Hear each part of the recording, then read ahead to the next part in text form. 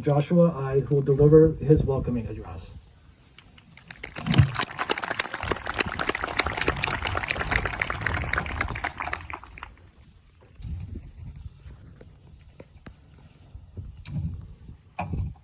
Good evening, everyone, and thank you for joining us on this momentous day.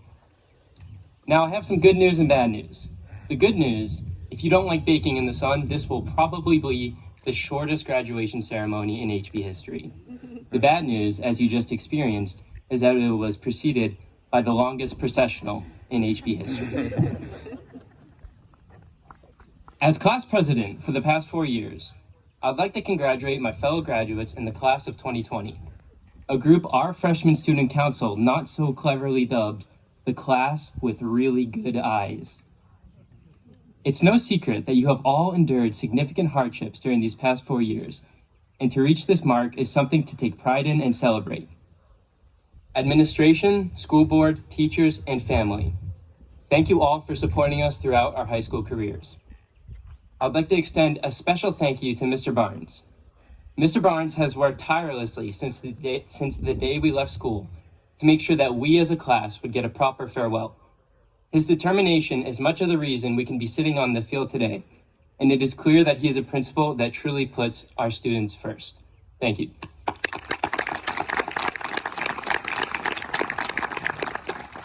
Lastly, I would like to thank the yearbook committee for assembling this year's edition. Although you may not be able to witness your classmates' oohs and ahs over your work, I want you to know that your yearbook will be looked upon fondly by many of us for years to come. Now, I'd like to begin by congratulating my class on completing the longest senior skip day in school history. This is a record that will probably never be broken.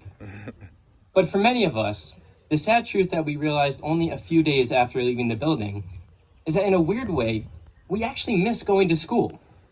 For every skip day we begged for, every snow day we stayed up watching the bottom of the news, and any other reason we hoped we might get to stay home, we failed to realize that we actually enjoyed some of being in school. Now, whether it took a day, a week, or a month, you all realized that there was some aspect of going to school every day that we missed. For most of the year, I did not take my class, Honors Lit, very seriously. To be honest, at 8 a.m. on a Monday, nobody did. I spent most of class eating food on my phone and doing anything else that would distract me from listening to a lecture on the Epic of Gilgamesh at 8 o'clock in the morning. I did my work, I showed up to class, I got the grades I wanted, and that was pretty much where it ended.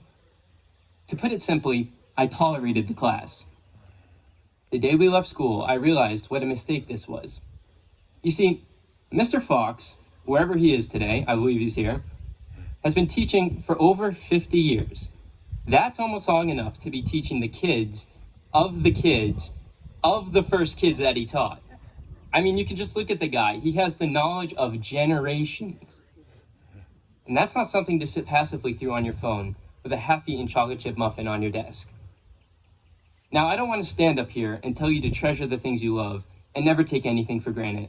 Because guess what? We all know that now. People say, you never know a good thing until it's gone. But the truth is, we knew what we had at school. We just never thought we would lose it. Now, what I would like to do is stand up here and make jokes about the fun we had on our class trips or our epic senior pranks. But unfortunately, they never happened either. What I can tell you is how funny it would have been to release 1,500 ladybugs in the hallway during the school day. For anyone wondering, 1,500 ladybugs only cost $50 on Amazon. These days, we are always being told to be tolerant. And certainly as HB high school students, we know what that means. Driving to school in the morning, we tolerated the long line of cars leading to the parking lot that would inevitably make you late to your first period class. During the first few weeks of school, we tolerated the adaptive scheduler, our administration's first attempt at making calf block worse. And if you had first lunch, you tolerated eating your second meal of the day at a time so early that had it been Saturday, you would not even have been awake. And if you bought school lunch, you've tolerated our taco nachos, a meal where 90% of the nutrition comes from salty corn chips. And please, don't get me started on the fact that someone is still letting them call mozzarella sticks a full meal. Of course, none of that would apply to you if you're Mary Martin, who went 4 years without purchasing a single item from the cafeteria. Or if you're a guy, you've tolerated a lack of urinal walls in our bathrooms. You see, that's the point I'm trying to make. The word tolerate projects a negative feeling, as if you have no interest in what the problem is, but at the same time, there's nothing you can do about it. The world today is full of ideas. Whether it's Chris Harrison from The Bachelor educating us about finding true love, or Mr. Barbosa recruiting music students in the hallway with the promise that anyone really can learn to sing, someone will always be telling you something. With so many people telling you what to think, it's easy to become confused and hopeless, and you may look around and feel anxious about the crazy world that surrounds us. While you may hear opinions expressed that you don't like or seem discouraging, it's important to remember that change cannot happen without communication. Wow. American businessman Stephen Covey once said, "Seek first to understand, then to be understood." If we want to change the world, we first have to understand each other. Class of 2020, I encourage you not just to be tolerant, but seek to understand other people. It's only then that they will be willing to listen to your ideas. You see, all year, Mr. Fox was giving me a choice. I could either sit in the back of his class with muffin crumbs on my shirt, or I could put my phone down, listen to what he was saying, and actually learn something. When I took the time to understand his teaching style, I learned something far more important than the parallels between Gilgamesh and Noah's Ark, or calculating acceleration in physics, or even taking derivatives in calculus. Mr. Fox taught me the importance of understanding other people. And through this understanding, I realized that every day I have to choose to learn.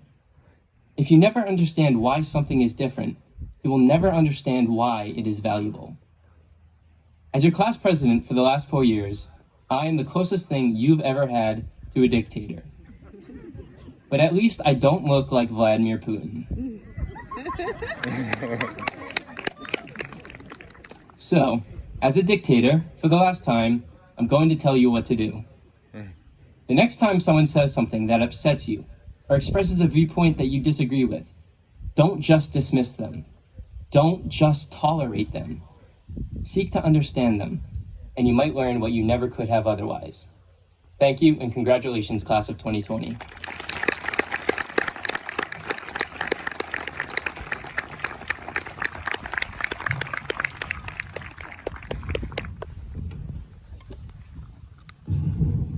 Now I will